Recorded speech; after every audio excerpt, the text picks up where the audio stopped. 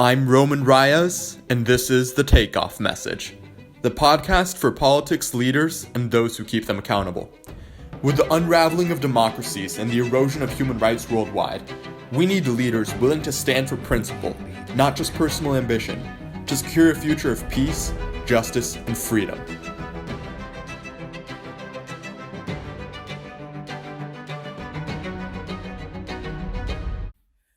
For today's show, I'm honored to have Felipe Rocha, founder of the World Health Society, to talk about his work combating rural poverty in Nepal.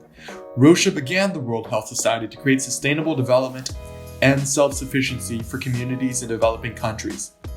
Rocha grew up in one of the most remote areas of Brazil, a place where people ate the vegetables and animals they grew and raised.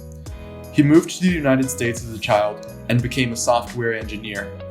His past year, however, has been spent doing work as a philanthropist, but his precise methodological approach that makes him a good engineer, supposedly, I didn't investigate, guides Rocha's philanthropic work as well. Rocha traveled the world to study urban and rural poverty across as many countries as possible to find the perfect place to begin World Health Society initiatives. After assessing all the countries he visited, Rocha chose rural Nepal as his launching point. According to him, the willingness of rural Nepalis to participate in initiatives to build a community is what made him choose the country. The goal is to do as much good by investing resources where they will have the most impact for money spent. You could say that he's a philanthropist who maximizes the marginal utility of his philanthropy, the same way a business person would look to maximize the returns on an investment. The World Health Society does for philanthropy. This year, the World Health Society began building schools and nurseries in Nepal. The nurseries give Nepali women a safe space to send their children while they work on their fields, gardens, and household tasks. This is what Felipe Rocha had to say about the nursery construction initiative. So I talked to the principal at the school and some of the other members of the community, and they told me what they really need is a nursery, like a daycare. So what they really need is a place where mothers can go drop their kids off, small kids, and the kids can be there getting an education, by a teacher. They can be taken care of and fed while the mothers work the field, because they're all farmers there. They all work in this field, collecting hay, feeding the bulls, cows, or like doing some kind of handcraft to make some kind of income. And the fathers, the men are all out in the city. So they leave the villages every day and they mostly do like taxi driving, or they work in the city doing some kind of work. So the mothers are usually alone with the kids in the village. And if you have a child, a 3-year-old, a 4-year-old, it's very difficult to carry out the daily duties if you're having to care for the child. So to have a place where they can drop the kids off for free, the kids can receive an education, they can be fed and taken care of by a staff member of the school. That's what the community really needs. So I looked into what would it be, how much would it cost, resources would we need to make that happen. So I got in contact with one school and they donated a building. They donated a building that they were going to use as an office for this purpose. All we would have to do is build a wall to partition the wall, buy the desk, buy the supplies, the books, and all the furniture. And after that, it would be $88 a month to hire one teacher, one staff member to take care of the kids.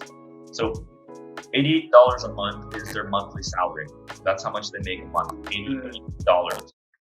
So that's all it costs to run one nursery after this material, supplies, and work and all that's done to set it up. It only costs $88 a month for 20 kids to be watched every day and educated every day. So that's 20 families, essentially, depending on, maybe a mother has more than one kid that can go, but around 20 families that we can help them support themselves. So that's how we make lasting impact. We don't just go and drop off books and jackets. We do that too with extra income. But that's not lasting impact. That's just like a gift. And it creates reliance on outsiders and just do dumb stuff. So since the government can't offer these services, we have to do it because we have extra resources here in the United States. So to balance this world where there's this incredible amount of wealth and this incredible amount of poverty, we have to funnel money and create these kind of systems to support the people so they can help themselves. So that's the project we're doing in Nepal right now. That's our first project of many. Right now, we've gathered all the money to open one nursery. We're working on our second nursery soon. My goal is to get 10 nurseries by 2022. Okay. We have other things going on in Central and South America as well. Nepal is not the only country that the World Health Society will lend their help to. With initiatives planned in South America, the Society is set on becoming a truly multinational force for development. One of the planned initiatives is set to take place in Rocha's home country, Brazil, where the Amazon rainforest is in danger of disappearing. In his 1.5 years of office, Brazilian President Jair Bolsonaro has been consistently removing protections for native lands and protected rainforest lands, and giving contracts to multinational corporations and large ranchers to produce crops and livestock. Bolsonaro has taken advantage of the distraction of the pandemic to accelerate this process, taking away protections and giving the green light for development on even more land. The World Health Society will counter this by spreading awareness and, most importantly, directly buying the land before agribusinesses get to it. They will use this land to create nature preserves, allowing the Amazon rainforest to remain intact, as well as to create some sustainable farms, which plant native crops in mixed patches, rather than the large-scale monoculture soy that agribusinesses grow.